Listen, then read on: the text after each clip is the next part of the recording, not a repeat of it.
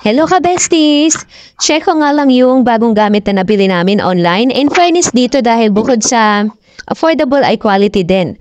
Kung mapapansin ninyo ho ay malakas yung kanyang injection at higop na higop yung mga alikabok. May dalawang nozzle na di siya na available na magagamit ko depende sa kung saan ko gagamitin. Hindi na nga ako halos gumagamit ng walis, feeling ko kasi kapag gumagamit ako ng walis ay lumilipad lang alikabok sa ibang gamit. At dahil nga rin ho dito, as a vacuum pati yung mga unan, kumot, kisame at kasulok-sulukan ay nalilinis ko na din. Simples nga ho pala itong nabili ko, isa nga ho ito sa mga maire-recommend ko na brand dahil sa affordable na ay may quality pa. O siya, kung gusto niyo ho matry, i-open lang ho ang yellow basket.